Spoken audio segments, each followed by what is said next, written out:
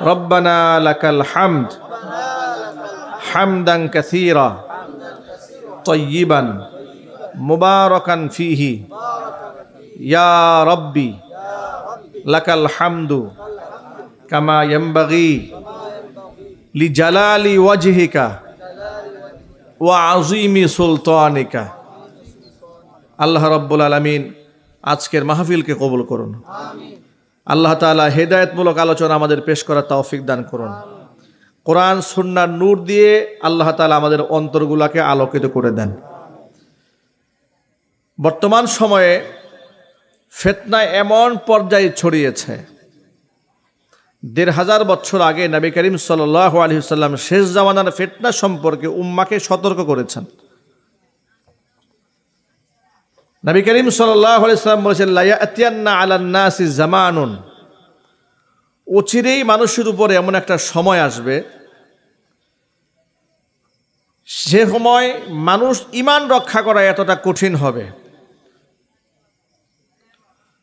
নিজের হাতে জ্বলন্ত অগ্নিস্ফুলিঙ্গ ধারণকারী ব্যক্তির মতো।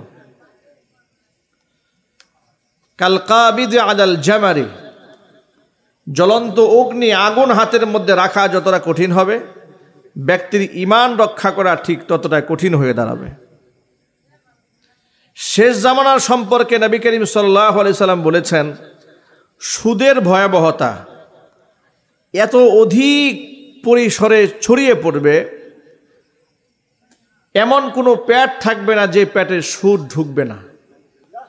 সরাসরি সুদ না ঢুকলেও সুদের ধুলোবালি নাক দিয়ে ঢুকবে। যদি বলো নাউজুবিল্লাহি মিন যালিক। আমি আপনাদেরকে যদি এখন প্রশ্ন করি, আপনারা বলুন তো, সুদ খাওয়া হালাল না হারাম? ঘুষ খাওয়া হালাল না হারাম? কত বড় ধরনের হারাম! কোরআন মাজিদ আল্লাহ সুবহানাহু ওয়া তাআলা বলেছেন যে কিয়ামতে যখন মানুষরা আমার সামনে দাঁড়াবে, এই পৃথিবীর সুদখোর মানুষগুলো স্বাভাবিক অবস্থায় আমার সামনে তারা দাঁড়াতে পারবে না। আল্লাযীনা ইয়াকুলুনা রিবা লা ইয়াকুমুনা ইল্লা কামা ইয়াকুমুল্লাযী ইয়াতাখাব্বাতুহু শাইতানু মিনাল মাস। শয়তান ওয়াসওয়াসা দিয়ে কারোর উপর জিনে ভর করে তাকে বেসামাল করে দিয়েছে, উন্মাদ পাগল বানিয়ে দিয়েছে। উন্মাদ এবং পাগলের মতো সুদখোরেরা হাসরের ময়দানে আমি আল্লাহর সামনে দাঁড়াবে। কত ভয়াবহ বক্তব্য এটি! ওয়া আহাল্লাল্লাহুল বাইআ ওয়া হাররামার রিবা, সুদকে আল্লাহ তাআলা হালাল করেছেন, সুদকে হারাম করেছেন, ব্যবসাকে হালাল করেছেন। অথচ আপনি দেখুন, এই সুদ বর্তমান সমাজের রন্ধ্রে রন্ধ্রে এমনভাবে পৌঁছে গেছে, গ্রামগঞ্জের অবলা সরলা সামান্য একেবারেই সাদাসিধা মা বোনেরা পর্যন্ত এই সুদের সাথে জড়িয়ে যাচ্ছে। আমি জানি না ব্রাহ্মণবাড়ির অবস্থাটা কি। আমি কিছুদিন আগে এক এলাকায় মাহফিলে গিয়েছি, লোকেরা আমাকে স্লিপ দিয়েছে, হুজুর আমাদের এলাকার এমন কোনো মহিলা নাই যে সুদ না খাচ্ছে। আমি শুনে হতবাক হয়ে গেলাম। বলেন কি, মহিলারা সুদ খাচ্ছে? মানে বলে হ্যাঁ, যদি কেউ তাকে ২০০০ টাকাও দেয়, সে চেষ্টা করে এই ২০০০ টাকা কারো কাছে সুদের মধ্যে লাগাতে। নাউজুবিল্লাহি মিন যালিক। প্রশ্ন হচ্ছে, ১৫০০ বছর আগে রাসূল পাক সাল্লাল্লাহু আলাইহি ওয়াসাল্লামের সতর্কবাণী, সুদ না খেলেও সুদের ধুলাবালি নাকে প্রবেশ করবে, কথার অর্থটা কি? মুহাদ্দিসিনে কেরাম বেশ কিছু অর্থ করেছেন। এর মধ্যে গুরুত্বপূর্ণ একটা ব্যাখ্যা হচ্ছে এই, সরাসরি সুদ না খেলেও তিনি ভায়া হয়ে খাচ্ছেন। ঢাকা কিছুদিন আগে এক মসজিদ কমিটির সদস্যদের সাথে ইমাম সাহেবের একটা দ্বন্দ্ব হয়েছে বেতন নিয়ে। বেতন দিচ্ছে না ইমাম সাহেবকে। ইমাম সাহেব জিজ্ঞেস করছেন, আমার বেতনটা পাচ্ছি না, কারণটা কি? মসজিদের ক্যাশে কি টাকা নেই? বলে, হুজুর ক্যাশের টাকাটা ছিল, কিন্তু সেই টাকাগুলো তো সুদে লাগানো হয়েছে। কিভাবে লাগানো হয়েছে তার একটা ব্যাখ্যা তারা দাঁড় করিয়েছে। দেখুন, তারা বলছে যে আমাদের মসজিদের ফিক্সড কোনো ইনকাম নাই, না থাকাতে যতটুকুন ক্যাশ যেখান থেকে আসে এটাকে আমরা বিভিন্ন দোকানদারের কাছে এটা আমরা সুদে এটা ইনভেস্ট করি। দোকানদারেরা মাস শেষে যে টাকাটা দেয় সেই টাকা দিয়ে ইমাম মুয়াজ্জিন খাদেমদেরকে বেতন দেয়। আমি এর বাস্তবতা শুনে হতবাক হয়ে গিয়েছি যে এটাও কি সম্ভব? মানুষ মসজিদ কমিটি মসজিদের টাকা সুদে লাগাচ্ছে। এবং সেই টাকা দিয়ে ইমাম সাহেবের বেতন দিচ্ছে। এর মানে হচ্ছে ইমাম সাহেব পরবর্তী চাকরি ছেড়ে দিয়েছেন, খেতে না চাইলেও সুদের ধুলাবালি মানুষের পেটের মধ্যে প্রবেশ করছে। আর বর্তমানে ফিতনা এমন পর্যায়ে দাঁড়িয়েছে, কোন ইনকাম হালাল আর কোনটা হারাম মানুষের এটা দেখার কোনো দরকার নেই, শুধু টাকা দরকার, শুধু পয়সা দরকার। যার দরুন ইদানিং দেখবেন ফেসবুক, অনলাইন, সোশ্যাল মিডিয়া, এখন তো আধুনিক জমানা, আমার ইয়াং ভাইয়েরা খুব ভালো বুঝবেন। দেখবেন ওয়াজ মাহফিল, কোরআন তেলাওয়াত, নসিহতমূলক কথাবার্তা ফেসবুকে ভিউ কম হয়, ইনকাম কম হয়, কিন্তু অশ্লীল নাচ, অশ্লীল গান, অশ্লীল বাদ্যযন্ত্র, এমনকি কোনো মহিলা যদি বিবস্ত্র হয়ে কোনো ভিডিও আপলোড করতে পারেন, lakh lakh crore crore million million view হয়। সেখান থেকে একটা ফেসবুক কর্তৃপক্ষ একটা আর্ন দিচ্ছে, ইনকাম দিচ্ছে। এই লোভে পড়ে অসংখ্য স্বামী স্ত্রী চাকরি বাকরি ব্যবসা বাণিজ্য বাদ দিয়ে এখন স্বামী স্ত্রী মিলে ভিডিও বানানো শুরু করেছে। কথা ঠিক কিনা জোরে বলেন? একে তো ঈমান হারাচ্ছে, আমল হারাচ্ছে, পরকাল বরবাদ করে দিচ্ছে। আবার দেখা যাচ্ছে ওই ইনকাম সোর্স থেকে কিছু এতিমদেরকে দান করছে, মসজিদ মাদ্রাসায় দিচ্ছে, সাধারণ মানুষকে দিচ্ছে, মনে হচ্ছে বিরাট বড় মহানুভবতা, অনেক ভালো কাজ করছে। প্রিয় ভাইরা, জামায় যদি নাপাক লাগে, সেই নাপাক ধোয়ার জন্য দুইটা পলিসি। হয়তো আপনি পেশাবের বালতি যদি ঢোকান, সেটাও কিন্তু পরিষ্কার হবে, বাহ্যিকভাবে দেখা যাবে পরিষ্কার হয়ে যাচ্ছে। আবার যদি স্বচ্ছ পানিতে চুবান, সেটাও বাহ্যিকভাবে আপনি মনে হবে পরিষ্কার হয়ে গেছে। কোনো জ্ঞানী বুদ্ধিমান মানুষ কি পেশাবের বালতির মধ্যে ঢুকায় নাপাকি পরিষ্কার করার চেষ্টা করবে? নিশ্চয়ই করবে না। সামাজিকভাবে দেখা যাচ্ছে এই সমস্ত কন্টেন্ট ক্রিয়েটর, তারা মনে করছে যে আমি তো বিরাট বড় টাকা ইনকাম করছি, কিছু মানবিক কাজ করি, এই টাকাটা আমি ফকিরকে দিচ্ছি, কিছু মিসকিনকে দিচ্ছি, এতিম অসহায়কে দিচ্ছি, তো আমার তো মানুষের মানবতার কাজ করছি, মানুষ আমার জন্য দোয়া করছে। কিন্তু এতটুকু আন্দাজ করতে হবে আমার ইনকামটা হালাল কিনা। ইনকামে যদি হালাল না হয়, আমার সমস্ত চাওয়া, আমার সমস্ত দোয়া, আমার সমস্ত সিজদা সব ধ্বংস হয়ে যাবে, কোনো কাজে আসবে না। এই জন্য আল্লাহর নবী ১৫০০ বছর আগে ঘোষণা দিয়ে বলেছেন, লা ইয়াদখুলুল জান্নাতা লাহমুন নাবাতা মিনাস সুহতি। হারাম রক্তে মাংসে যে দেহটা গঠিত হয়, ওই দেহ কোনোদিন জান্নাতে প্রবেশ করবে না। জোরে বলেন নাউজুবিল্লাহ। সুদ এত ভয়াবহ হারাম, নবী করিম সাল্লাল্লাহু আলাইহি সাল্লাম বলেছেন, দিরহামু রিবা ইয়াকুলুহুর রাজুলু ওয়া হুয়া ইয়ালামু আসাদ্দু মিন সিত্তাতি ওয়া সালাসিনা জানিয়াতান। জেনে শুনে যদি 1 দিরহাম পরিমাণ সুদ কেউ খায়, 36 বার জিনা করলে যে গুনাহ হতো, তার থেকে ভয়াবহ গুনাহ আমল নামায় লিখিত হয়ে যায়। ভাইয়ের আমার, এক বাক্যে জবাব দিয়ে বলেন, জিনা ব্যভিচার হালাল না হারাম? কত বড় নিন্দনীয় কাজ! যে কাজ সমাজের মধ্যে কেউ করলে, অবৈধ ব্যভিচার করলে সামাজিকভাবে তাকে বয়কট করা হয়, ঠিক কিনা বলেন? সমাজের মানুষ তাকে খারাপ দৃষ্টিতে দেখে। 36 বার জিনা করলে যে গুনাহ হয়, 1 দিরহাম জেনে শুনে সুদ খাইলে তার থেকে ভয়াবহ গুনাহ হয়। কিন্তু দুঃখজনক বাস্তবতা হচ্ছে, সমাজের মধ্যে কেউ যদি ব্যভিচার করে, তাকে মানুষ খারাপ দৃষ্টিতে দেখলেও সুদখুরকে কেউ খারাপ দৃষ্টিতে ইদানিং আর দেখে না। ঘুষখুরকে কেউ খারাপ মনে করে না। অন্যায়ভাবে অর্থ উপার্জন করলে এখন আর কেউ খারাপ দৃষ্টিতে দেখে না। সরকারি অফিসারের কাছে মেয়ে বিয়ে দেওয়ার জন্য পাগল হয়ে গেছে। জিজ্ঞেস করলো, কি ব্যাপার? চেহারার কোনো ঢক নাই, সুরত নাই, সিরাত নাই, কি দেখে বিবাহ দিলেন? বলে সরকারি চাকরি করে, জামাই বিরাট চাকরি করে। বলে বেতন কত? কয়, বলে বেতন খুব একটা নাই, এই 15-20 হাজার টাকার মতো পায়, কিন্তু উপরি ইনকাম আছে 60-70 হাজার টাকা। নাউজুবিল্লাহ বলবেন না? মানে গর্বের সাথে বলছে যে বেতন কম হলে কি হবে, উপরি ইনকাম 60-70 হাজার টাকা আছে, বেতন 20 হাজার টাকা পায়, কিন্তু উনি বনশ্রীতে থাকেন ফ্ল্যাট নিয়ে, বাসা ভাড়ায় 40 হাজার টাকা। নাউজুবিল্লাহ বলবেন না? সরকারি পিয়ন। আমি আমার ঢাকা শহরের অনেক কাছের কিছু মুহিব্বিন আছেন, যারা বিভিন্ন জায়গায় ফ্ল্যাটের ব্যবসা করেন, ল্যান্ডের ব্যবসা করেন। তা আমাকে একদিন বলছে, হুজুর আপনি তো আলেম মানুষ, বয়ান করেন, আপনাকে কিছু তথ্য দেই। ঢাকা শহরের সচিবালয়ের এক পিয়ন, সেই পিয়নের আমাদের এই হাউজিং সোসাইটির মধ্যে 5টা ফ্ল্যাট আছে। পিয়নের কয়টা ফ্ল্যাট? 5টা ফ্ল্যাট আছে, যেগুলো বিক্রি করলে কমপক্ষে 10 কোটি টাকা এখন বিক্রি করা যাবে। পিয়নের এতগুলো ফ্ল্যাট আছে। পিয়নের গাড়িও আছে, বেশ কয়েকটা গাড়ি, এমনকি ল্যান্ড ক্লোজার প্রাডো গাড়ি আছে, কিন্তু অফিসে যখন যায় তখন সিএনজি করে যায়। বুদ্ধি আছে না? হ্যাঁ, করা বুদ্ধি। ভাই বলছে করা বুদ্ধি, মানে চোর বাটপার যারা, এদের তো বিরাট বুদ্ধি থাকে, শয়তানের বুদ্ধি। ঠিক কিনা জোরে বলেন? এই সমস্ত লোকদেরকে সামাজিকভাবে খুব সম্মান করা হচ্ছে, মনে হচ্ছে বিরাট মহান ব্যক্তি। সিনেমার এক নায়ক, জঘন্য নায়ক। আমরা তো সিনেমা দেখি না, মাঝে মাঝে পত্রপত্রিকায় সংবাদ আছে, ফেসবুকে সংবাদ যখন আসে তখন দেখি। এক নায়ক বাংলাদেশের আলেম সমাজকে খুব বাজে ভাষায় একটা গালি দিয়েছিল 2 বছর আগে। নামটা বলবো না, শুধু শিক্ষার জন্য বলি।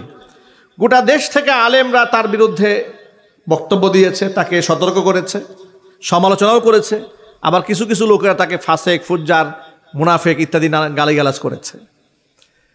তো তিনি সাংবাদিকদেরকে বক্তব্য দিতে এসে, ইন্টারভিউ দিতে এসে বললেন যে, দেখুন, আপনারা আমাকে খারাপ মনে করবেন না, আপনারা আমাকে কাফের মনে করেন না, আমি নাস্তিক না, আমি কিন্তু একটা মসজিদ কমিটির সভাপতি। আল্লাহর কসম করে বলি, সে যে আলেমকে গালি দিয়েছিল আমি এতটা আঘাত পাই না, কারণ সে আলেমের মর্তবা তো বুঝেটা কি আর মূল্যায়নটা করবে কি। কথা বলেন ভাই, ঠিক কিনা বলেন? আলেমের মর্তবা বুঝে নাই বলে তা গালি দিয়েছে। কিন্তু বেশি অবাক হয়েছে যে লোকটা সারাদিন অশ্লীল সিনেমা, গান, নাচ গান নিয়ে থাকে, সে যখন মসজিদ কমিটির সভাপতি। এটা শুনে মনে হয়েছে আসমান ভেঙে আমার মাথায় পড়েছে। হাদিস মনে পড়েছে যে কিয়ামতের আগে রুয়াসাহুম জুহালহুম, সমাজের মূর্খ মানুষগুলো সমাজের মানুষের নেতা হয়ে যাবে। কথা বলেন, ঠিক কিনা জোরে বলেন? এই যে হারাম ইনকাম, সুদ এবং ঘুষ এতটা স্বাভাবিক হয়েছে, এতটাই স্বাভাবিক যে কন্ট্রাক্ট করে সরাসরি বলছে, আমি কাজ এটা ফাইল সই করব না, 10,000 টাকা লাগবে, 20,000 টাকা লাগবে, কন্ট্রাক্ট হয়ে যাচ্ছে।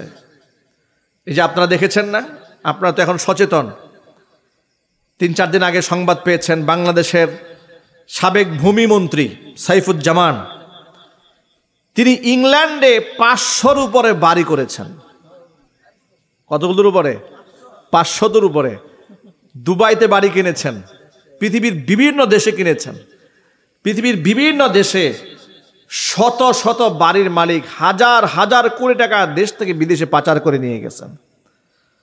ডক্টর মোহাম্মদ ইউনূস যখন সে দেশের দুর্নীতি যারা দমন করে, ক্রাইমকে যারা নিয়ন্ত্রণ করে, তাদের কমিশনের কাছে তিনি নালিশ দিয়েছেন, তার সম্পদকে জব্দ করার জন্য আবেদন জানিয়েছেন। তার সম্পদগুলো জব্দ করা হলো। বোঝাবার জন্য বলি প্রিয় ভাইরা, এদেশে এমপি এবং মন্ত্রী হওয়ার জন্য লোকেরা এত পাগল কেন জানেন? কারণ এই বাংলাদেশ এমন একটা দেশ, এমপি এবং মন্ত্রী কিংবা সাধারণ এলাকার একটা পাতি নেতা হতে পারলেও শিল্পপতিরা তার সাথে পারবে না। কথা ঠিক কিনা জুড়ে বলেন? ব্যারিস্টার, লয়ার, প্রফেসর, যত বড় মুফতি আর মুহাদ্দিস হোক না কেন, এলাকার পাতি নেতার সামনে কোনো টাইম নাই। এলাকার পাতি নেতার যে গরম, স্টেজে উঠলে পাতি নেতার যে আশপাশের সাঙ্গ পাঙ্গ যেগুলো থাকে, অবস্থা বড় বেগতিক। বক্তা বক্তৃতা করছে, পাতি নেতা স্টেজে উঠেছে, দেখবেন তার সামনে 20-30 জন নিয়ে উঠছে।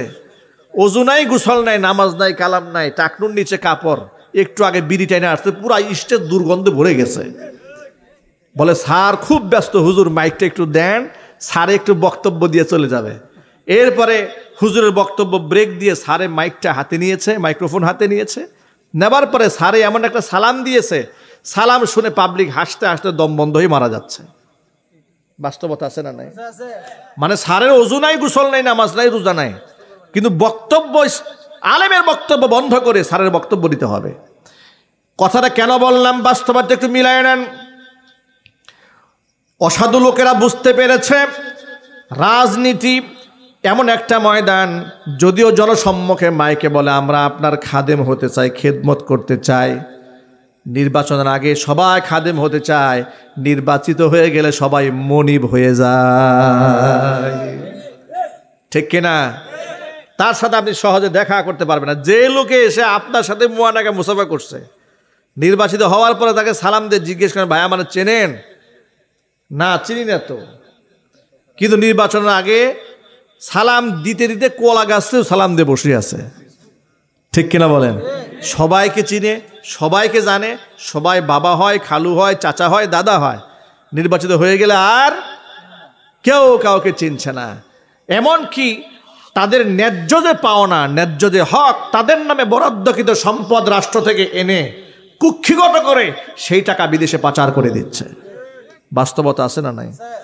এই জন্য আমরা আল্লাহর কাছে দোয়া করি, অন্তর্বর্তীকালীন সরকার সংস্কারের যতগুলো উদ্যোগ গ্রহণ করেছেন, তারা যেন সংস্কারটাই এত সুন্দর করে করতে পারেন যাতে করে রাজনীতির মাঠে যে মধুটা আছে, অর্থাৎ পয়সা ইনকামের যে সুযোগটা আছে, এমন একটা সিস্টেম, এমন একটা মেকানিজম এই রাষ্ট্রে করা উচিত যে রাষ্ট্র থেকে সম্পদ লুটপাট করার সিস্টেমটাই যেন বন্ধ হয়ে যায়।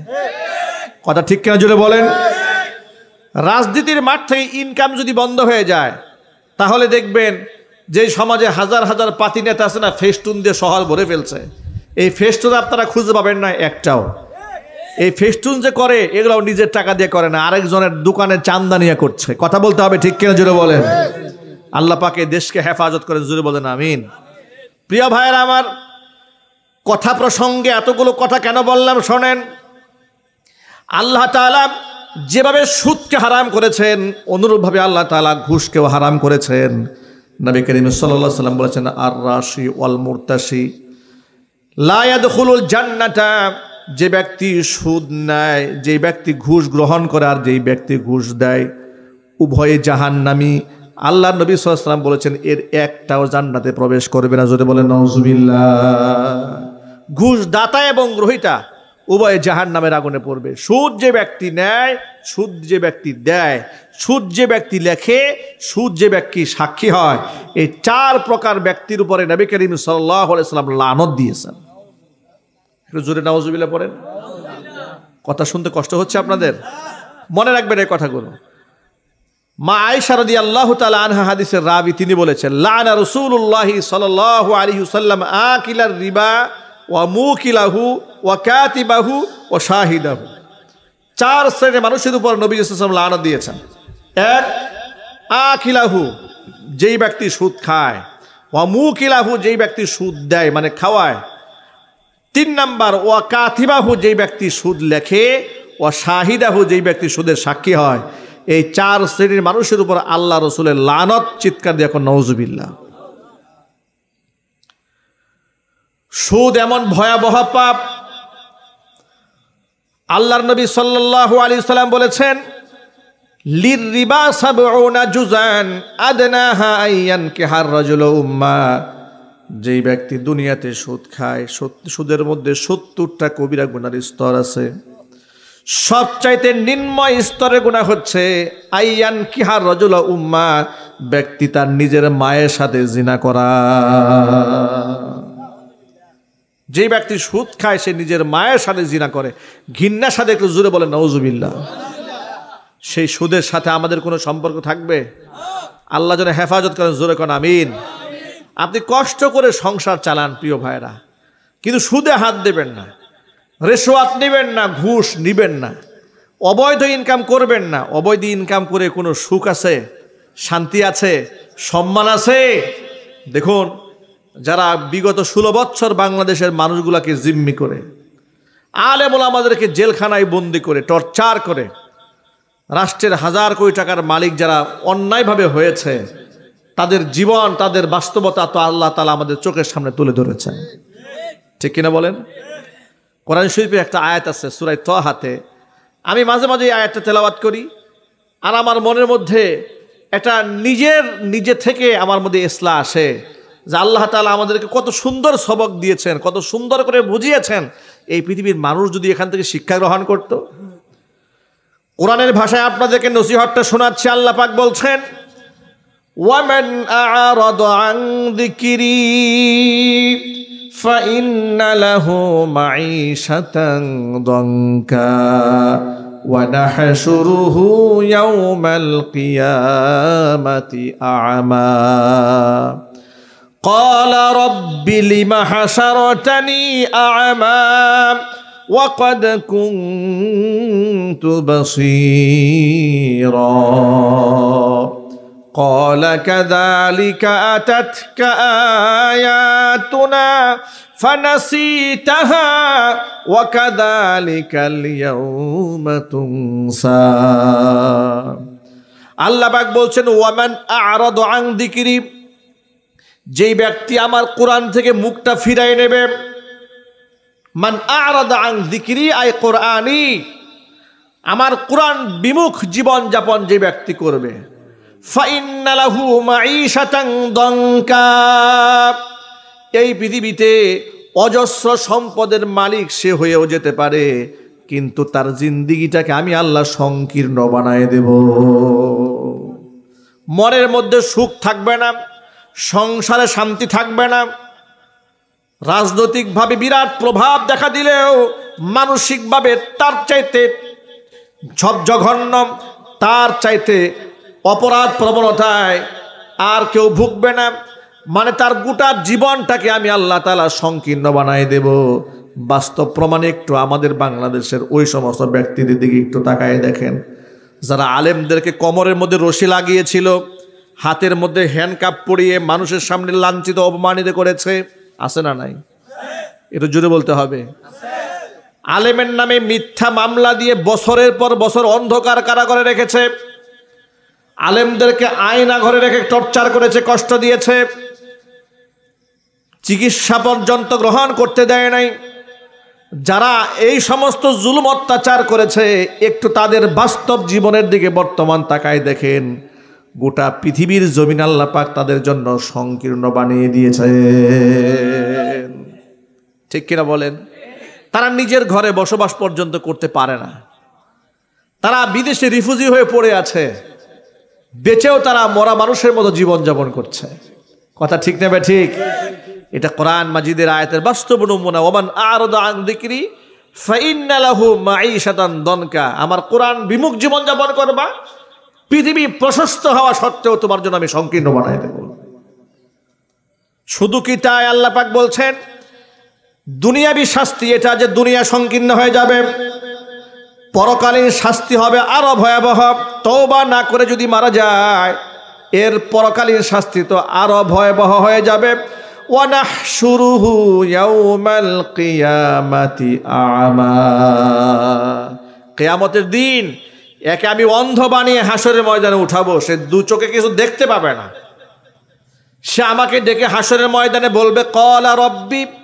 লিমা হাশারতানি আমা ওয়া ক্বাদ কুনতু বাসীরা আল্লাহ তাআলা তুমি কেন আমাকে অন্ধ বানালে দুনিয়াতে তো আমি চক্ষুষ্মান ছিলাম দৃষ্টি সম্পন্ন ছিলাম আমি দৃষ্টি প্রতিবন্ধী ছিলাম না তাহলে আমি দেখতে পাই না কেন অন্ধ বানিয়ে কেন তুমি আমাকে উঠালে আল্লাহ পাকের পক্ষ থেকে জবাব দেওয়া হবে ক্বালা কাযালিকা আতাতকা আয়াতুনা ফানাসিতাহা ওয়া কাযালিকাল ইয়াওমা তুনসা এভাবে দুনিয়াতে আমার আয়াতগুলো তোমার কাছে এসেছিল ফানাসিতাহা তুমি আমার আয়াতকে সেদিন ভুলে গিয়েছিলে ওয়া কাযালিকাল ইয়াওমা তুনসা তুমি আমার কোরআনকে যেভাবে ভুলে গিয়েছিলে আজকে তোমাকে ঠিক সেভাবেই ভুলে যাওয়া হবে চিৎকার দেখো নাউযুবিল্লাহি মিন যালিক আল্লাহ তাআলা আমাদের সাথে এমন মুআমালা করুক এটা কি আমরা চাই আর চিৎকার দিয়ে বলুন চাই কোরআন বিমুখ জীবনযাপন আমরা করতে চাই না আমরা কোরআন মুখী জীবনযাপন করতে চাই আমাদের শিক্ষা সিলেবাসের মধ্যে আমরা কোরআন চাই কথা বলেন ঠিক কিনা বলেন স্কুল কলেজ বিশ্ববিদ্যালয়ে সর্বত্র কোরআন রাখার দরকার আছে না নাই যদি এটা না রাখা হয় দেখুন অন্তর্বর্তীকালীন সরকার গঠিত হওয়ার পরে একটা বিষয় আপনারা লক্ষ্য করেছেন জুলাই আগস্টের বিপ্লবে যারা জীবন দিয়েছে রক্ত দিয়েছে তারা শাহাদাতের তামান্না নিয়ে আওয়ামী জাহিলিয়াতের প্রশাসনের বিরুদ্ধে রাস্তায় নেমেছিল শাহাদাতের তামান্না নিয়ে তাদের ফেসবুক স্ট্যাটাসগুলো দেখেন তারা সবসময় বলেছে আমরা শহীদ হতে চাই রাষ্ট্রের জন্য জীবন দিতে চায় দেশের জন্য জীবন দেব শহীদ হব বারবার তারা শাহাদাতের তামান্না পেশ করেছেন এমনকি জুলাই আগস্টের বিপ্লবে যারা জীবনের ঝুঁকি নিয়ে রাষ্ট্রকে স্বাধীন করেছেন, তারা প্রথম রাষ্ট্র স্বাধীন হওয়ার পরে গণভবনে, এই দৃশ্য আপনারা নিজের চোখে দেখেছেন অনলাইনে, গণভবনে খালি মাঠে বালুর মধ্যে ঘাসের মধ্যে সেজদায় লুটিয়ে পড়ে মহান রবের শুকরিয়া আদায় করেছেন। কথা ঠিক কিনা জোরে বলেন। শুধু সেজদা করেই শেষ করে নাই, সেজদা দিয়েছে, চোখের পানি ছেড়ে কান্না করেছে, জাল্লা বর্তমান জমানার লেডি ফেরাউন দৈত্য দানবের হাত থেকে দেশটাকে তুমি মুক্ত করে দিয়েছো, কোন আলহামদুলিল্লাহ। তাহলে যারা, যে সমস্ত শহীদরা আল্লাহর জন্য জীবন দিল, জালেমের বিরুদ্ধে নিজের জীবনটা সঁপে দিল, দুঃখজনক বাস্তবতা হচ্ছে ওই সমস্ত শহীদদের নামে বর্তমানে বিভিন্ন জায়গায় দেখি কনসার্ট হয়, গান হয়। নাউজুবিল্লাহ পড়বেন না? এটা কত দুঃখজনক একটা বাস্তবতা যে শহীদরা আল্লাহর জন্য জীবন দিয়েছে, দেশপ্রেম নিয়ে জীবন দিয়েছে, এমনকি যাদের মুখে স্লোগান ছিল নারায়ে তাকবীর আল্লাহু আকবার, সাবিরুনা সাবিরুনা আল জিহাদ স্লোগান আমি নিজ কানে শুনেছি। আল্লাহু আকবার বলেন। আপনাদেরকে একটা বাস্তবতার গল্প বলি। জুলাই আগস্টের বিপ্লবে যারা করেছে, প্রথম সারিতে যারা ছিল, তা তো স্কুল কলেজ বিশ্ববিদ্যালয়ের ছাত্র এবং ছাত্রীরা, ঠিক কিনা বলেন, আন্দোলন করছে। আমি হঠাৎ করে দেখতে পেলাম যে কিছু ছাত্ররা রাজপথে মিছিল করছে, তারা স্লোগান দিচ্ছে নারায়ে তাকবীর আল্লাহু আকবার। আমি মনে মনে ভাবলাম নিশ্চয়ই কোনো আলেম ওলামাদের সংগঠন এগিয়ে এসছে। ব্যালকনি দিয়ে তাকাই দেখি না, কোনো আলেম ওলামা না, স্কুল কলেজের ছেলেমেয়েরা স্লোগান দিচ্ছে নারায়ে তাকবীর আল্লাহু আকবার। আপনি শুনে অবাক হয়ে যাবেন, কালেমা খচিত পতাকা, সাদা, সম্পূর্ণ সাদা কাপড়ের মধ্যে কালো অক্ষরে লেখা লা ইলাহা ইল্লাল্লাহু মুহাম্মাদুর রাসূলুল্লাহ, পতাকা নিয়ে আমার বাসার সামনে দিয়ে যাচ্ছে। আমি অবাক হয়ে গেলাম, যেগুলো মাদ্রাসার ছাত্র না, স্কুলের ছাত্র, কলেজের ছাত্র, ছেলে এবং মেয়েরা।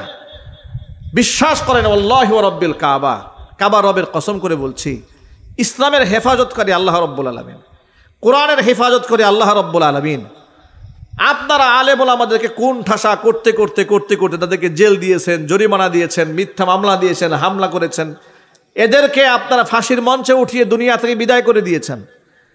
এমনকি পৃথিবীর সমস্ত আলেমদের পা হাত পা যদি বেঁধেও রাখা হয়, ইসলামকে কিয়ামত পর্যন্ত টিকিয়ে রাখার জন্য সাধারণ মানুষের কলিজার মধ্যে ইসলামের মহাব্বত ঢেলে দিয়ে আল্লাহ পাক তাদেরকে মুজাহিদ বানিয়ে রাজপথে চাপাই দিবেন। কথা ঠিক কিনা জুড়ে বলেন। কুমিল্লাতে আল্লাহর কোরআন অবমাননা করা হয়েছিল মন্দিরে এনে, মূর্তির পায়ে কোরআন দেওয়া হয়েছিল, নিশ্চয়ই ইতিহাস আপনাদের মনে আছে, সম্ভবত 2021 সালের কথা এটা। যখন মূর্তির পায়ে কোরআন, এটা নিয়ে কুমিল্লাতে ব্যাপক আন্দোলন হলো। সিচুয়েশনটাই এত খারাপ ছিল যে কোনো আলেম রাস্তায় নামতে সাহস পায় না। এর পেছনে কারণ হচ্ছে 2021 সালে 2600 আলেমের নামে মিথ্যা মামলা হয়েছিল। অসংখ্য আলেমদেরকে মসজিদ থেকে তাড়িয়ে দেওয়া হয়েছিল, এদের মধ্যে আমি একজন। আমার মসজিদ থেকে আমাকে তাড়িয়ে দিয়েছে, জুমা নামাজ আমাকে পড়াতে দেয় নাই। হাবিবুল্লাহ মাহমুদ কাসিমি, তার মসজিদ থেকে তাকে তাড়িয়ে দেওয়া হয়েছে। খুরশেদ আলম কাসিমি, তাকে তার মসজিদ থেকে বের করে দেওয়া হয়েছে। অসংখ্য, খালিদ সাইফুল আইয়ুবী হাফিজাহুল্লাহ, যিনি আজকে আমন্ত্রিত মেহমান ছিলেন, হজে আছেন সফরে, আল্লাহ পাক হজকে কবুল করেন, তাকে তার মসজিদ থেকে বের করে দেওয়া হয়েছে। আল্লাহ মামুনুল হক হাফিজাহুল্লাহ, শুধু মাদ্রাসা থেকে বেরই করে দেওয়া হয় নাই, অ্যারেস্ট করা হয়েছে, তার মাদ্রাসা জবরদখল করা হয়েছে। এরকম শত শত আলেমদের বিরুদ্ধে মিথ্যা মামলা দিয়ে আলেমদেরকে যখন কোণঠাসা করে রাখা হয়েছে, যখন কোরআনের অবমাননা হলো, মনে মনে ভাবছিলাম প্রতিবাদটা কে করবে, এখন রাজপথে কে ঝাঁপায় পড়বে। অবাক বিষয়, হাজার হাজার হাজার হাজার সাধারণ মুসলমানরা ঘর থেকে আল্লাহু আকবার স্লোগান দিয়ে ঝাঁপিয়ে পড়েছে। আল্লাহু আকবার বলবেন না? এর মানে হচ্ছে ইসলাম হেফাজত কে করবে, জুড়ে বলেন তো? আল্লাহ পাক করবেন। সুতরাং ইসলামকে দমানোর শক্তি পৃথিবীতে কারো নাই। বর্তমান জমানার মধ্যে সবচাইতে বেশি ইসলামের প্রচার হচ্ছে, চিল্লায় এখন সুবহানাল্লাহ, জোরে কথা আলহামদুলিল্লাহ, আল্লাহু আকবার জুড়ে বলেন। ভাইরা আমার, মূল কথায় ফিরে আসি। যা বলতে চেয়েছিলাম, যে সমস্ত আলেম ওলামারা, পীর বুজুর্গরা জীবনের ঝুঁকি নিয়ে ইসলামের কথা বলে, ইসলামের পথে চলে, মানুষদেরকে ঈমান আমলের পাহারাদারি করে, ওই সমস্ত আলেমদেরকে কোমরের মধ্যে রশি লাগিয়ে যারা আদালতে হাজির করেছিল, ওই সমস্ত ব্যক্তিদের বাস্তব জীবনটা একটু তাকায় দেখেন। আল্লাহ পাকের কোরআনের আয়াতের সাথে কিভাবে মিলে যাচ্ছে। আল্লাহ পাক বলছেন, যারা আমার কোরআন বিমুখ জীবন যাপন করবে, তাদের জন্য তামাম দুনিয়াটাকে আমি আল্লাহ সংকীর্ণ বানায় দেব। ঠিক কিনা বলেন? জীবন সংকীর্ণ হয়ে যাবে। ওয়ানাহশুরুহু ইয়াওমাল কিয়ামাতি আমা, অন্ধ বানিয়ে হাসরের মাঠে আমি উঠাবো। তারা বলবে রব্বুল আলামিন, অন্ধ তো পৃথিবীতে ছিলাম না, চোখে তো দেখতে পেতাম, অন্ধ হলাম কেন? আল্লাহ বলবেন কাযালিকা আতাতকা আয়াতুনা ফানাসিতাহা, আমার আয়াত কিন্তু আসছিল তোর কাছে, ফানাসিতাহা, তুই সেদিন তা ভুলে গিয়েছিলি। ওয়া কাযালিকাল ইয়াওমা তুনসা, আমার আয়াতকে যেভাবে ভুলে গিয়েছিলি ঠিক সেভাবে তোদেরকে আজকে ভুলে যাওয়া হচ্ছে। চিৎকার দেখো নাউযুবিল্লাহি মিন যালিক। আমার বক্তব্যের মূল মেসেজ হচ্ছে, হারামে কোনো সুখ নাই, কোনো সমৃদ্ধি নাই, কোনো আরাম নাই। কথা বলতে হবে, ঠিক কিনা? সুতরাং সুদের সাথে, ঘুষের সাথে, অবৈধ ইনকামের সাথে আমাদের কোনো সম্পর্ক থাকতে পারে না। মনে রাখবেন, নবী করিম সাল্লাল্লাহু আলাইহি সাল্লাম বলেছেন, সংসার চালাতে কষ্ট হয়, এরপরও সুযোগ আছে, ইচ্ছা করলে এদিক সেদিক করলে হারাম ইনকাম করতে পারে, কিন্তু সে হারাম ইনকাম করে না। এই ব্যক্তি সংসার চালাতে যে কষ্ট হচ্ছে, হারামে হাত দেয় না। আল্লাহর পথের মুজাহিদ জিহাদ করে যেই সওয়াব পায়, কষ্ট করে সংসার চালিয়ে বান্দার আমল নামার মধ্যে বান্দার সেই সওয়াব পায়। হালাল রিজক আল্লাহ পাক যেন আমাদেরকে বরকত দান করেন। একটু জোরে বলতে হবে আল্লাহুম্মা আমিন। প্রিয় ভাইরা, আজকে থেকে ওয়াদা করতে হবে আমরা সব ধরনের সুদ এবং ঘুষকে পরিহার করবো। আমরা বলি ইনশাআল্লাহ। সেটা ছোট হোক বড় হোক, কোনো প্রকারের সুদি লেনদেন আমরা করব না, ইনশাআল্লাহ বলেন। এই হিম্মতটা কি আছে তো? একটু জোর আওয়াজে বলতে হবে, এই হাত তোলেন, আল্লাহকে দেখান, এই সাহস আছে তো ইনশাআল্লাহ, যে কোনো ক্রমে আমরা হারাম ইনকাম করব না। বলেন ইনশাআল্লাহ, জোরে করেন ইনশাআল্লাহ, হাত নামান। এক্ষেত্রে ছোট্ট করে একটা মেসেজ দিতে যুবকদের জন্য। যুবক ভাইরা, যেহেতু এখন অনলাইনের যুগ, আর এই যুগে লোকেরা অনলাইন থেকে খুব টাকা পয়সা ইনকাম করছে, ফেসবুকে টিকটক ভিডিও বানাচ্ছে, রিলস তৈরি করছে, আবার বিভিন্ন সময় শুনতে পায় যে অনুপ্রেরণার আরেক নাম অমুক, অনুপ্রেরণার আরেক নাম অমুক ভাই, তমুক ভাই, ইত্যাদি ইত্যাদি বলছে। আপনি যাকে অনুপ্রেরণার প্রতীক বানালেন, তার ইনকামটা হালাল কিনা, তার পথ চলাটা কি বিশুদ্ধ কিনা, কোরআন সুন্নাহ অনুযায়ী কিনা? দেখা গেল যে না, যাকে আপনি অনুসরণ করছেন, অনুকরণ করছেন, তিনি নামাজও পড়েন না, রোজাও রাখেন না, রসুলের সুন্নাহও মানেন না, হালাল হারাম বৈধ অবৈধ যাচাই বাছাই করেন না, কিন্তু আপনি বলছেন উনি আমার অনুপ্রেরণার প্রতীক। আমার আপনার অনুপ্রেরণার প্রতীক একমাত্র মুহাম্মদুর রাসূলুল্লাহ সাল্লাল্লাহু আলাইহি ওয়াসাল্লাম। আমার আপনার আইডল এবং আইকন, আমার মুক্তাদা একমাত্র মুহাম্মদুর রাসূলুল্লাহ সাল্লাল্লাহু আলাইহি ওয়াসাল্লাম। রসুলের জিন্দেগি আমার জন্য আদর্শ। এ কথা কি যুবক ভাইদের মনে থাকবে ইনশাআল্লাহ? সবাই একটু জোরে বলেন ইনশাআল্লাহ। সুতরাং ফেসবুক, অনলাইন, সোশ্যাল মিডিয়াতে হারাম কন্টেন্ট ক্রিয়েট করে সেখান থেকে অর্থ উপার্জন করার ধান্দা বন্ধ করতে হবে। তারা বলছেন যে আমরা হচ্ছি কাপল ব্লগ বানাচ্ছি, স্বামী স্ত্রীর ভিডিও বানাচ্ছি। নাউজুবিল্লাহ পড়েন। আপনাদেরকে ছোট্ট একটা তথ্য জানিয়ে রাখি, স্বামী এবং স্ত্রী একে অপরের যে মহব্বত, এটা আল্লাহ প্রদত্ত বড় নিয়ামত। ঠিক কিনা বলেন? জাআলা লাকুম মিন আনফুসিকুম আজওয়াজা, আমাদের ভিতর থেকেই, পুরুষদের ভিতর থেকে আল্লাহ পাক জোড়া তার স্ত্রী নারী সৃষ্টি করেছেন। এরপর আল্লাহ পাক বলেছেন লিতাসকুনু ইলাইহা, কেন সৃষ্টি করলাম শোনো, যাতে করে স্ত্রীদের কাছে গেলে তোমরা মানসিকভাবে প্রশান্তি লাভ করো। ওয়া জাআলা বাইনাকুম মাওয়াদ্দাতান ওয়া রাহমা, তোমাদের মধ্যে আমি আল্লাহ তাআলা মোহাব্বত তৈরি করে দিয়েছি, একে অপরের প্রতি দরদ তৈরি করে দিয়েছি। সুবহানাল্লাহ। এরপরে স্বামী এবং স্ত্রী একে অপরকে মোহাব্বত করা, এটা সুন্নাহ, এটা আল্লাহ পাকের হুকুম। এমনকি স্ত্রীর জন্য যত অর্থ করে আপনি খরচ করেন, আল্লাহর পথে সদকা করার সমতুল্য সওয়াব আল্লাহ পাক বান্দার আমলনামায় দান করেন। স্ত্রীর দিকে, চেহারার দিকে তাকিয়ে হাসি দিলেও সওয়াব হয়। চিল্লা করেন সুবহানাল্লাহ। সেই স্ত্রীর মোহাব্বত আপনারা করবেন।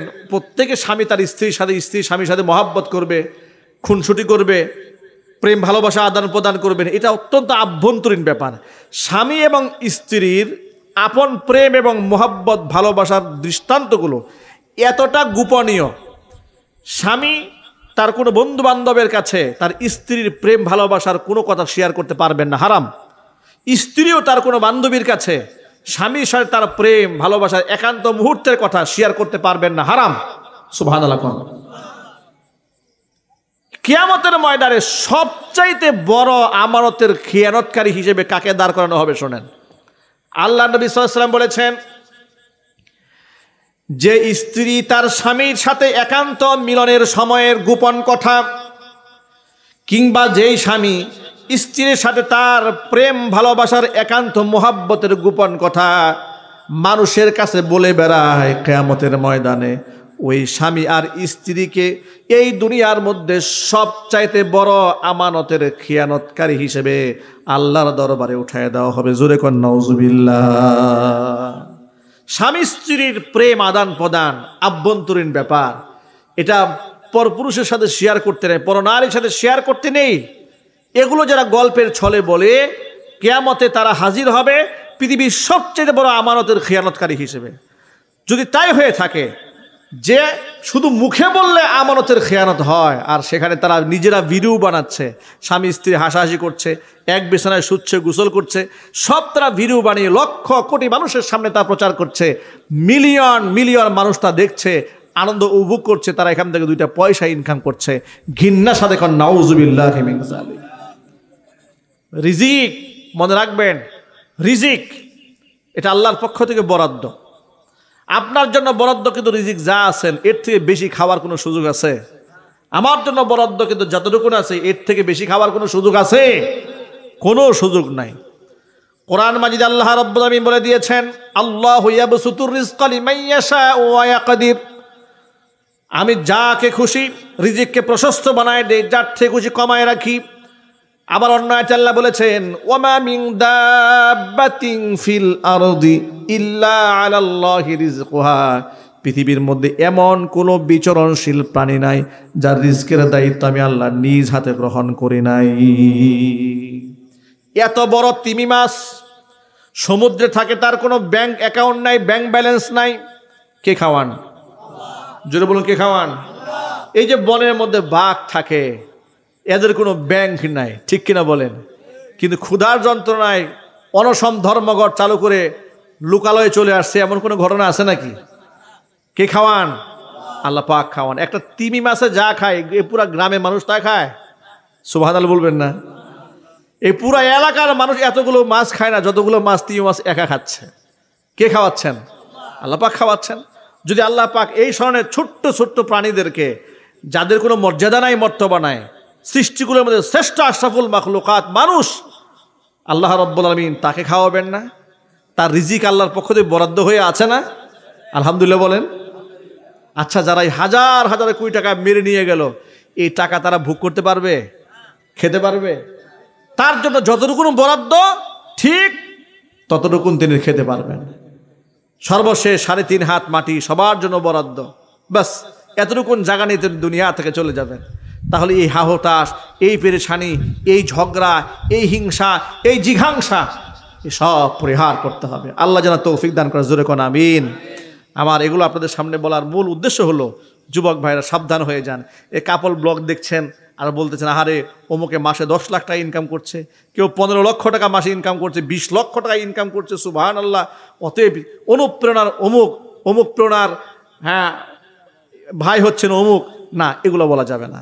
আমার জন্য অনুপ্রেরণার একমাত্র ব্যক্তি হচ্ছেন মুহাম্মদুর রাসূলুল্লাহ সাল্লাল্লাহু আলাইহি ওয়াসাল্লাম, এবং সেটা রাসূল পাক সাল্লাল্লাহু আলাইহি ওয়াসাল্লাম হালাল রুজি রোজগারের জন্য আল্লাহ নবী সাল্লাল্লাহু আলাইহি ওয়াসাল্লাম কেমন কঠোর পরিশ্রম করেছেন। এমনকি আপনাদেরকে ছোট্ট একটা হাদিস বলে বয়ান আমি শেষ দিকে নিয়ে যাব, খুব গভীর মনোযোগ সহকারে কথাটা শুনবেন। আমরা এখানে যারা বসে আছি, আল্লাহ তাআলা কিন্তু আমাদেরকে অত্যন্ত মোহাব্বত করে অনেক সুখী সমৃদ্ধি জীবন আমাদেরকে দান করেছেন। সাহাবায়ে কেরাম রিস্কের জন্য যে কষ্ট করেছেন, ক্ষুধার যন্ত্রণায় যে কষ্ট করেছেন, তার শতভাগের 1 ভাগ কষ্ট আমরা করি? যদি বলুন ভাই, করি আমরা? না, আমরা করি না। এরপরেও কিন্তু আমাদের মধ্যে হাহতাশির কোনো শেষ নাই। জিজ্ঞেস করেন, ভাই কেমন আছেন? আর বলবেন না হুজুর, একদম সর্বনাশ হয়ে গেছে। কি সর্বনাশ হয়েছে? ব্যবসা বাণিজ্যের লস, ক্ষেত খামারের লস, মন এমনিতে খারাপ হয়ে আছে। জীবনের সকল ক্ষেত্রে আল্লাহর সিদ্ধান্তের উপর খুশি থেকে বলবেন আলহামদুলিল্লাহ। কথাটা মনে থাকবেন ইনশাআল্লাহ। নবী করিম সাল্লাল্লাহু আলাইহি ওয়াসাল্লাম একদিন এশারের নামাজের পরে ঘর থেকে বের হয়েছেন। কিছু দূর হেঁটে দেখতে পেলেন হযরতে আবু বকর সিদ্দিক রাদিয়াল্লাহু তাআলা আনহু ঘর থেকে বের হয়ে রাস্তায় এসেছেন। আবার আরেকটু সামনে গেলেন, দেখলেন হযরত উমর সামনে এগিয়ে এলেন। এবার নবীজি আবু বকর এবং উমরকে জিজ্ঞেস করলেন, মা আখরাজাকুমা, আবু বকর উমর ঘর থেকে কেন বের হয়েছে, কোন জিনিস তোমাদেরকে ঘর থেকে বের করে দিয়েছে? আবু বকর উমর জবাব দিয়ে বললেন, আল জুউ ইয়া রাসূলুল্লাহ, ও আল্লাহর রাসূল, ক্ষুধার যন্ত্রণা সহ্য করতে পারি নাই, ঘর থেকে বের হতে বাধ্য হয়েছি। আল্লাহর নবী সাল্লাল্লাহু আলাইহি ওয়াসাল্লাম এবার জবাব দিয়ে বললেন, আবু বকর উমর শোনো, আমি আল্লাহর নামের কসম করে বলি, যে জিনিস তোমাদেরকে ঘরে থাকতে দেয় নাই সেই জিনিস আমি মুহাম্মদ সাল্লাল্লাহু আলাইহি সাল্লামকে ঘরে থাকতে দেয় নাই। এর মানে আমি নিজেও ক্ষুধার যন্ত্রণা বের হয়ে এসেছি। আবু বকর উমরকে সাথে নিয়ে নবীজি একজন আনসারী সাহাবীর বাড়িতে গেলেন। আনসারী সাহাবী বাড়ি ছিলেন না, ঘরের ভেতর থেকে মহিলা আওয়াজ দিয়ে বললেন তিনি বাহিরে আছেন, কিছুক্ষণ সময়ের মধ্যে তিনি চলে আসবেন। আনসারী সাহাবী বাড়ি আসলেন, এসে দেখলেন মুহাম্মদ সাল্লাল্লাহু আলাইহি ওয়াসাল্লাম আবু বকর উমর তার বাড়ির মেহমান হয়েছেন। আনন্দে আত্মহারা হয়ে গেলেন আনসারী সাহাবী। বাড়িতে ছিল একখানা খাসি জবাই করে তাৎক্ষণিকভাবে হুজুরের জন্য এবং দুজন সাথীর জন্য ভুনা করে সামনে পেশ করলেন। নবী করিম সাল্লাল্লাহু আলাইহি ওয়াসাল্লাম সামান্যতম খাবার সেখান থেকে মুখে গ্রহণ করলেন। আবু বকর গ্রহণ করলেন, উমর গ্রহণ করলেন। নবীজি সাল্লাল্লাহু আলাইহি ওয়াসাল্লাম আবু বকর উমরকে ডেকে বলছেন, ইন্নাকুম লাতুসআলুন্না ইয়াওমা ইদিন আনিন নাঈমি হাদাল আনিন নাঈমি ইয়াওমাল কিয়ামা। আবু বকর উমর শোনো, এই যে নিয়ামতটা তোমরা প্রাপ্ত হয়েছো কিয়ামতের দিন, এই নিয়ামতের ব্যাপারেও আল্লাহর আদালতে জবাবদিহিতা করতে হবে। সুবহানাল্লাহ। কোন ক্ষুধার যন্ত্রণায় ঘরে থাকতে না পেরে অন্যের বাড়িতে মেহমান হয়ে এক টুকরা গোশত খাওয়া, এই নিয়ামতের ব্যাপারেও যদি আল্লাহর কাছে জবাবদিহিতা করতে হয়, প্রশ্নের সম্মুখীন হতে হয়, আমরা আমাদের জীবনে কত নিয়ামত ভোগ করছি। আলহামদুলিল্লাহ বলেন, একটু জোর আওয়াজে বলেন আলহামদুলিল্লাহ। এই সুযোগ আল্লাহ তাআলা আমাদেরকে তৈরি করে দিয়েছেন। সাহাবায়ে কেরাম এমন কঠিন জীবনযাপন করেছেন, হারামের মধ্যে হাত দেন নাই। সুতরাং আজকে আমার আলোচনার মূল প্রতিপাদ্য বিষয় ছিল এই যে বর্তমান সময়ে হারাম ইনকামের প্রতিযোগিতা চলছে, মুসাবাকা চলছে। কে কার চাইতে অবৈধ ইনকাম করে রাতারাতি কোটিপতি হয়ে যাবে, রাতারাতি শিল্পপতি হয়ে যাবে। এই নেশা থেকে, এই অমানিসা থেকে আমাদের বের হয়ে আসতে হবে। পারবো না ইনশাআল্লাহ? আজকে আমরা ওয়াদা করব, আমরা সুদ গ্রহণ করব না, সুদ আমরা দেব না, সুদের সাক্ষীও হব না, সুদকে আমরা লিখবো না। বলেন ইনশাআল্লাহ। ঘুষ আমরা দেব না, ঘুষ আমরা খাবো না। বলেন ইনশাআল্লাহ। তবে বাংলাদেশে ঘুষ না দেওয়ার তো কোনো সুযোগ নেই। অনেক ক্ষেত্রে আপনি আপনার ন্যায্য অধিকার থেকেও বঞ্চিত হয়ে যাবেন কোনো কোনো ক্ষেত্রে যদি আপনি ঘুষ না দেন। যদি আপনি বাধ্য হয়ে ঘুষ দেন তাহলে আপনি আল্লাহর কাছে জবাবদিহিতার মধ্যে পড়বেন না। যদি আপনি বাধ্য হন, আপনার ন্যায্য অধিকার থেকে আপনি বঞ্চিত হচ্ছেন। যেমন আপনি বিদ্যুতের লাইন পাবেন, এটা আপনার হক। গ্যাসের লাইন পাবেন, এটা আপনার হক। আপনি গভর্নমেন্টের ফি সব সঠিক মতো জমা দিয়েছেন, কিন্তু আপনার বাড়িতে লাইন আসছে না, কিছু টাকা পয়সা বিনিময় করতে হবে। এরকম অফিসার নাই বাংলাদেশে? ব্রাহ্মণবাড়ির এদিকে মনে হয় না এরকম, নাকি আছে কিনা বলেন? বলে হুজুর আপনার কাছ থেকে আমরা কিছু চাইতে পারি না, কিছু দিয়েন আর কি আমাদের চা নাস্তা খাওয়ার জন্য। ঠিক না? আছে না নাই? আল্লাহ যেন তাদের হেদায়েত দান করে। জোরে কোন আমিন, আরো জোরে কোন আমিন। তবে আপনাদেরকে আমি একটা খুশি সংবাদ শোনাই। আমাদের গাজীপুরে আমার একটা মাদ্রাসা করেছি, সেই মাদ্রাসার লাইনের জন্য আমরা পল্লী বিদ্যুৎ অফিসে যোগাযোগ করেছি। আলহামদুলিল্লাহ, পল্লী বিদ্যুতের যিনি অফিসার, ডিজিএম যিনি আছেন, জিএম যিনি আছেন, তারা আমাদেরকে খুব সম্মান করেছেন। আমাদের মাদ্রাসার লাইনের ব্যাপারে তারা আমাদের কাছে 1টি টাকা ঘুষ চান নাই। আলহামদুলিল্লাহ বলেন। এটা আমরা এতটুকু আলেম হিসেবে এই সম্মানটা তাদের কাছ থেকে পেয়েছি। আমরা দোয়া করি আল্লাহ পাক যেন ওই অফিসারকে নেক হায়াত দারাজ করেন। তিনি শুধু আমি আলেম হিসেবে না, তিনি সকলের সাথে এই আচরণটা যেন করতে পারেন, সেই তৌফিক আল্লাহ পাক দান করেন। আমরা চাই বাংলাদেশের প্রত্যেকটা সেক্টরে এরকম সৎ ইনসাফগার অফিসার তৈরি হয়ে যাক, চাই না আমরা? আর এটা করতে গেলে কি করতে হবে? আমাদের একটা সংস্কার প্রয়োজন, রাষ্ট্রের অবকাঠামোর পরিবর্তন আনা দরকার আছে। সুতরাং আল্লাহ রাব্বুল আলামিন এই রাষ্ট্রের অবকাঠামো সঠিক করে দেন এবং আমাদেরকে হক হালাল মতো চলার তৌফিক দান করেন। সকলে জোর আওয়াজে বলেন আল্লাহুম্মা আমিন। দুরূদ শরীফ পড়েন। আল্লাহুম্মা সাল্লি আলা মুহাম্মাদি ওয়া আলা আলি মুহাম্মাদ কামা সাল্লাইতা আলা ইব্রাহিম ওয়া আলা আলি ইব্রাহিম ইন্নাকা হামিদুম মাজিদ। আল্লাহুম্মা বারিক আলা محمد وعلى آل محمد كما باركت على إبراهيم وعلى آل إبراهيم إنك حميد مجيد